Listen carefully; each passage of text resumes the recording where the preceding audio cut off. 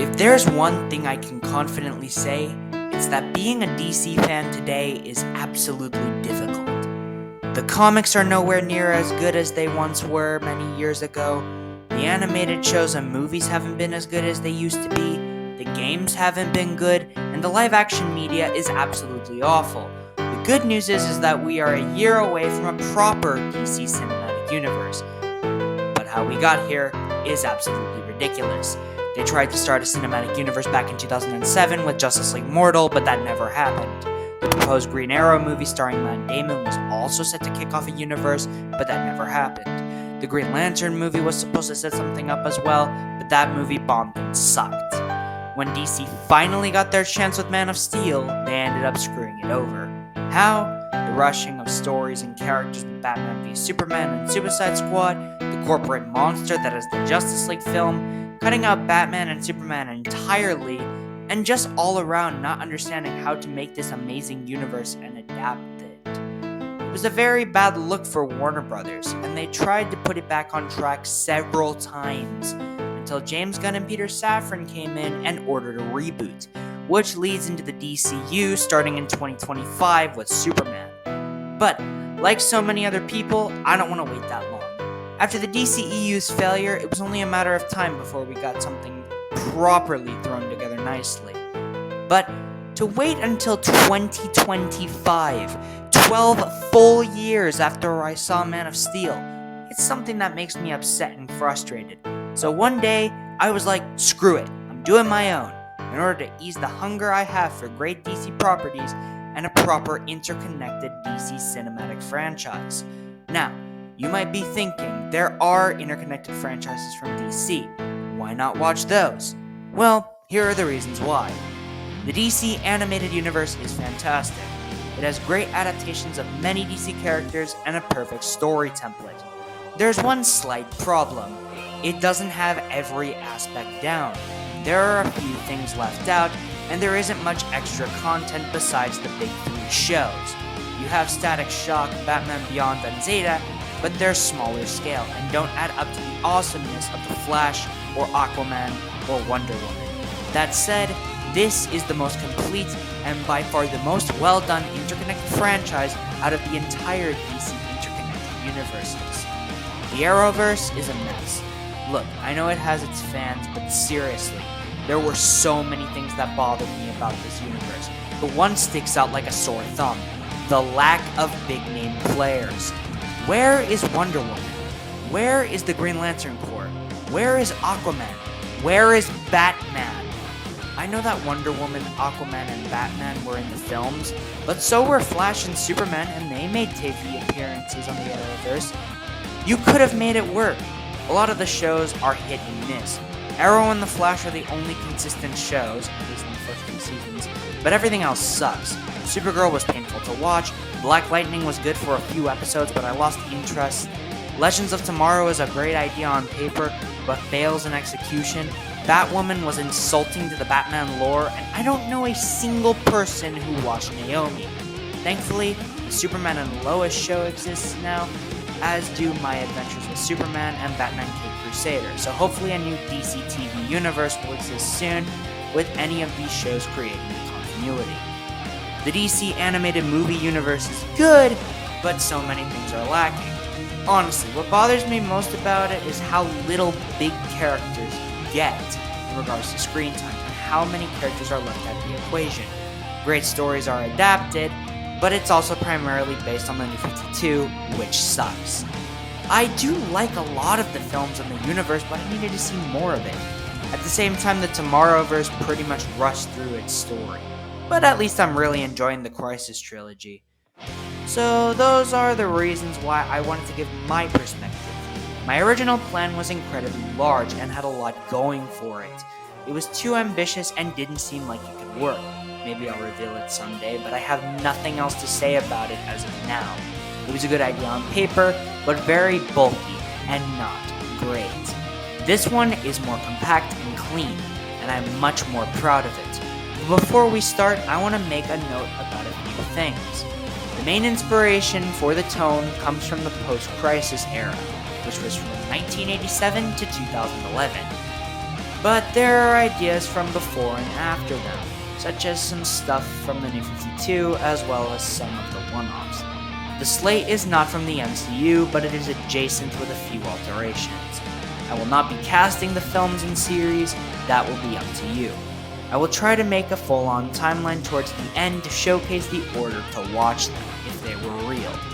This is not the definitive franchise, this is my franchise, and I would love to see yours. This is how I would oversee it. Alright, with that said, here we go. This is part 1 of the DC movie universe, the Apocalypse Saga, which I have called Rise of the Heroes. I need to make this perfectly clear right now. In order to start off this universe right, we need the right character. And who better than Superman? This was one of the things right with the DCEU until it went to hell.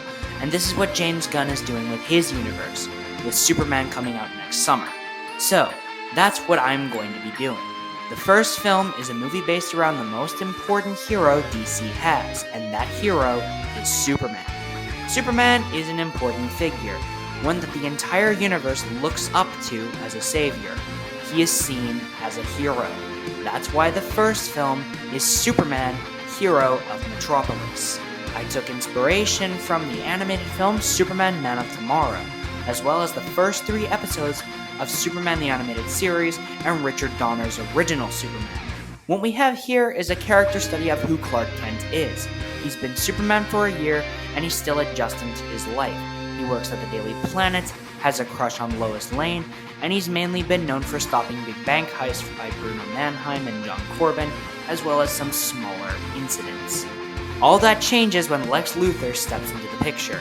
Since Superman's appearance, Lex has been losing popularity, which of course hurts his ego.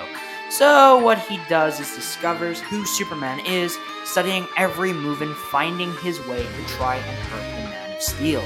He discovers kryptonite, manipulates a janitor, Rudy Jones, who became the Parasite, and takes the dying John Corbin's mind and transfers it into a cybernetic body, turning him into Metallo. What follows is Superman dealing with the 3 threats. The monstrous threat that feeds off of his powers, the artificial threat that poisons him with kryptonite, and the corporate side of things in the form of Lex. We see Clark's double life, as well as the advice he gets from his adopted parents, as well as the spirits of Jor-El. The climactic battle will be within Metropolis, where Lex sends both Parasite and Metallo after Superman. However, with Parasite just wanting to be cured, he turns on Metallo and destroys the piece of kryptonite, shutting the body down completely. In the end, Superman works with Dr. Emil Hamilton to undo Rudy's transformation so he can live a normal life with his wife Maya, daughter Kaylee, and son Michael. As far as how this ties into the larger universe, Martian Manhunter visits Clark throughout the movie as a figure in the shadows, before revealing himself to be yet another alien, where they find common ground with one another as the sole survivors of their species. Also, Batman is confirmed to exist in the continuity and has been around for a few years. This is a place that I believe would be an amazing start to a large story, and will establish Superman as the face of the franchise.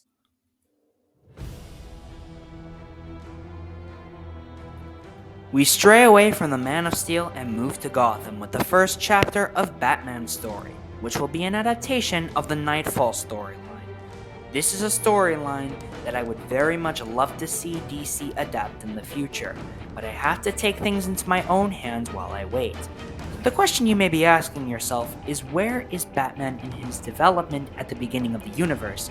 Well, I would say he's about a decade into his career, meaning Dick Grayson is already Nightwing, Jason Todd is presumed dead, Barbara Gordon has been shot by the Joker, with Huntress taking her place on the main line of defense, and Tim Drake is currently operating as Robin. As far as adapting this large, sprawling story, I had to take the Civil War approach, meaning I took elements and direct scenes from the comic, as well as created elements all on my own. As a matter of fact, all of the Batman movies would be on the longer side in regards to runtime. Anyways, moving on to the story itself. The main villain of the movie comes in the form of Bane. The first 20 minutes of the movie focuses on his time in Peña Duro, before he gains venom and makes his way to Gotham City alongside Bird, Zombie, and Trog, his lieutenants. After he makes his way to Gotham, he blows a hole in the side of Arkham Asylum, unleashing several of its violent inmates. It's up to Batman and Robin to try to round them all up in order to keep Gotham safe. This would give Batman one of the longest and most mentally scarring challenges ever. This movie would give us a chance to see Bruce break as he rounds up several inmates in the course of many nights, including encountering Firefly at an amusement park, saving Robin from Killer Croc, saving the mayor from the Riddler, saving hostages from Victor Zsasz, battling the Scarecrow and Mad Hatter, with a fear-induced challenge, as well as seeing what some of the other villains are up to. Penguin and Two-Face forming an alliance, Joker and Harley shenanigans, and what Ivy is doing, as well as Freeze's involvement, etc. This all leads to a brutal confrontation in Wayne Manor, where Bane manages to beat Batman and break his back, putting him out of commission for several months, and leaving Bane to have a grasp on the city's throat. In lieu of Batman's absence, Tim Drake's ally, Jean-Paul Valley, takes up the mantle of Batman, only to be a lot more violent and reckless with his actions. Valley eventually takes on the role of Azrael, and sets out to kill Bane. The finale is a battle between the real Batman, Azrael, and Bane, in an all-out epic duel that shakes Gotham as a whole, with Bane being sent to Blackgate Prison, Valley leaving Gotham for good, and allowing Batman to continue his crusade of Gotham with Robin on his side. With Superman's first outing being more comic booky in style, I wanted to approach Batman with a darker style and a grittier take, but not straying too far from the comic book roots. I took the tone from the Arkham games and placed it in this movie to give a very different and darker story compared to Superman's.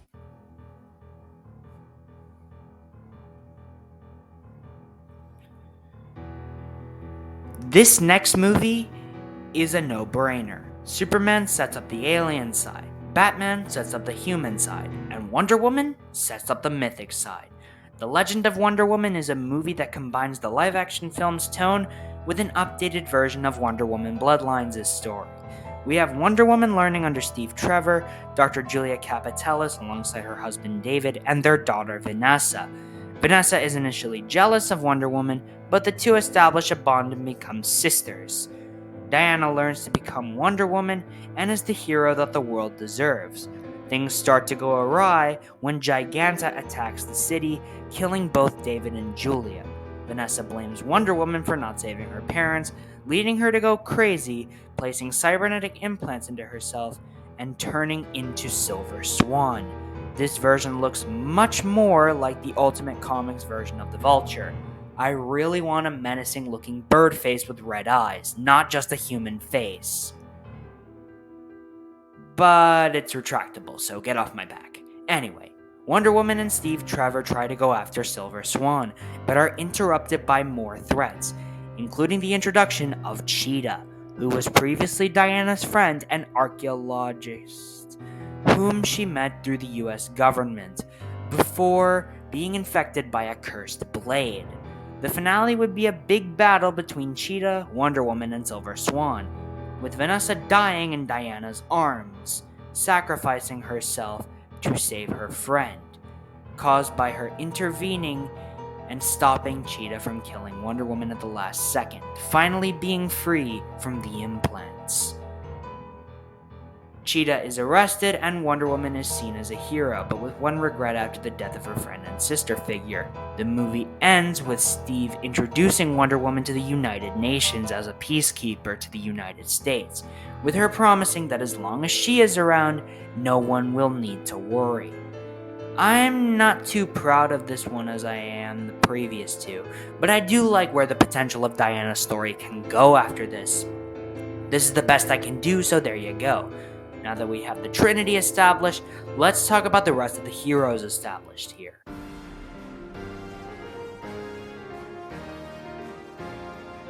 The cosmic side of the universe needs to be explored, and who better to do that with than the Green Lantern Corps, with the film Green Lantern Intergalactic Police Force.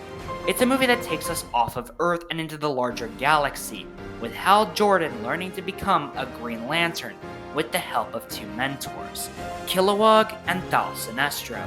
The imminent threat that wants to destroy the universe are the Manhunters, created by the alien warlord known as Krona. Hal needs to learn how to become a true intergalactic police officer in the form of the Green Lantern in order to take out the threat that approaches Earth. Sinestro would be seen as a violent, more angry Green Lantern that eventually loses faith in the Corps and leaves by the end, which leads to him becoming a part of the Yellow Lantern Corps, which we'll see in the sequel. We also get to see what Hal's life on Earth was like before he became a pilot and found the Green Lantern ring.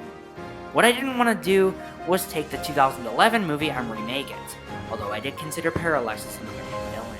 The movie is supposed to help set up the worlds outside of Earth, something Superman and Martian Manhunter briefly addressed but didn't really fully set it up.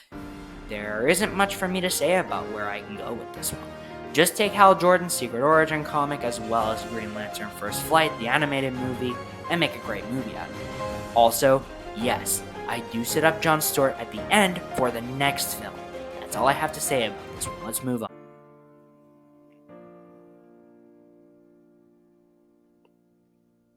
We move on to a movie that returns us to Earth and gives us yet another iconic Justice Leaguer in the form of Barry Allen, aka The Flash. With the movie I simply called The Flash, we see a Barry Allen who's used to his superhero role. He's been The Flash for 2 years, he's married to his high school sweetheart Iris West, and he's got a job in the crime lab. As the Flash, he's mainly taken out low-life criminals, but things start to change when a new threat is introduced in the form of Gorilla Grodd, a highly intelligent ape from an island in the middle of the ocean called Gorilla City. Grodd breaks out the low-life criminals Barry faced early in his career: Leonard Snart, Mick Rory, Evan McCulloch, and Mark Martin. They are soon able to create their own supervillain alter egos and become Captain Cold, Heatwave, Mirror Master, and Weather Wizard. This event would challenge Barry, as this would be the first instance he would go up against superpowered individuals, forcing him to become the hero Central City truly needs. The final battle would be between Barry and Gorilla Grodd, who gains a temporary connection to the Speed Force, much like the New 52 version of Grodd. While the movie would have a ton of fun elements to it, it also has a touch of seriousness in the form of Henry Allen's incarceration, something that is touched upon in every adaptation, as well as the mentorship Barry gives to his teenage nephew, Wally West. The Flash is just one of those heroes that needs to be both simultaneously fun and serious, and the live-action film from 2023 did not give us something that way. As a matter of fact, it was pretty bizarre. This one is the version of The Flash that I would actually love to see on the big screen, and that's why I came up with this story for this universe.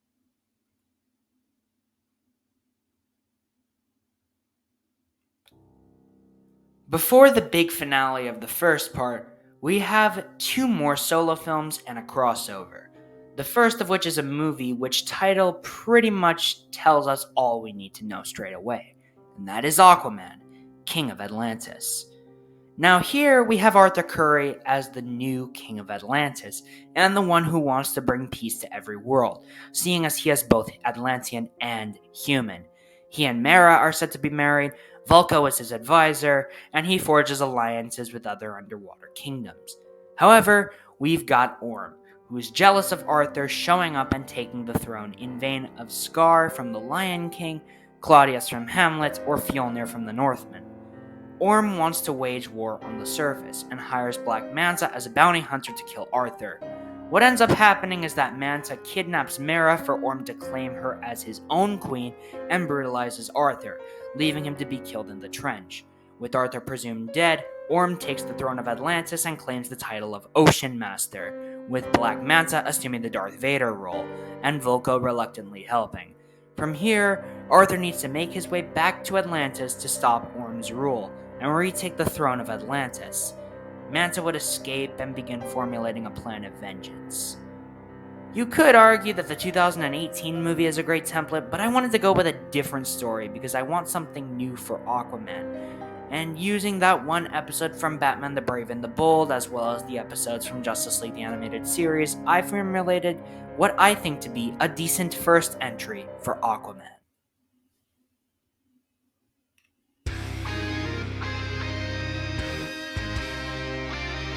For our first sequel, we follow the second chapter of Superman's story, with Superman Brainiac.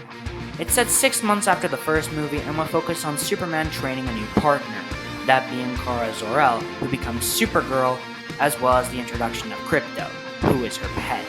The villain of the movie is obviously Brainiac, who makes his appearance and works alongside Lex Luthor. This movie, as most great sequels, would be bigger in scale and have a darker tone, with Brainiac blowing up an entire building with Superman not quick enough to save the civilians inside. It also has some softer moments like Kara explaining to Clark what Krypton was like pre-destruction. This would also be the movie where Superman reveals his identity to Lois, which finally allows them to be a couple. As far as villains go, Brainiac would utilize Lex's technology to become far more powerful and allow him to attempt to destroy Metropolis like he did Krypton. But Superman obviously intervenes, not allowing Brainiac to destroy the city, forcefully multiple times, taking the fight to the middle of nowhere. Superman is briefly overpowered by Brainiac, who almost kills the Man of Steel, before both Krypto and Supergirl save him and beat down the android. At the end of the fight, Brainiac warns Superman that he can never be defeated, and that he will return. Superman retorts with, "I'm counting on it," before ripping out Brainiac's power source. The movie would feature a post-credit scene, showcasing Lex Luthor contemplating what to do in regards to stopping Superman, with Brainiac watching from one of Lex's computers. The mid-credit scene would showcase Kara being brought into the future by the Legion of Superheroes, which will explain her absence in the third movie. There will also be a second post-credit scene where Superman and John Jones reunite, as well as Superman traveling to Gotham to recruit Batman to help him in his protection of the world. This is a sequel that Superman would need to not only push forward his mentorship role, but also prepare him for the larger scale invasions he'll fight in the team-up movies.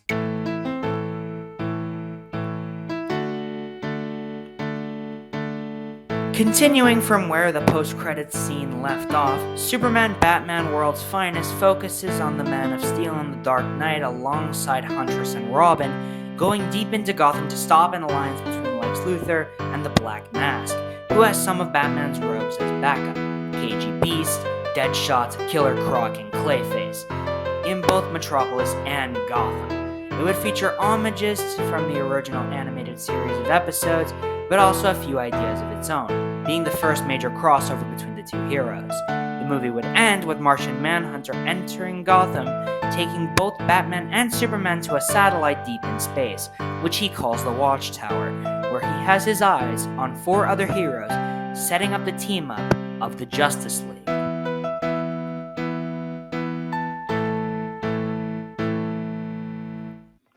We come to the conclusion of the first part of the story, where the 7 main heroes, Superman, Batman, Wonder Woman, Aquaman, The Flash, Green Lantern, and Martian Manhunter, team up in Justice League of America. In their debut, the League takes on the White Martians, led by Ma'ala Fa'ad, who, alongside Protex and HyperClan, attempt to take over the world. So yeah, the League versus the White Martians, which is also the DCAU debut of the movie as well, is what I went with for the first big budget film, and I'm very hopeful it works out. The mid-credit scene shows Lex Luthor having a meeting with Gorilla Grodd, discussing creating a league of their own in order to combat the League in battle. And that, my friends, is part 1 of 3 talking about the Apocalypse Saga. If you enjoyed this really long video, please feel free to share your thoughts, and I'll soon make the second part, which will be even bigger in scale. Until then, that's all I have for you guys today. Thanks for watching, and I'll see y'all later.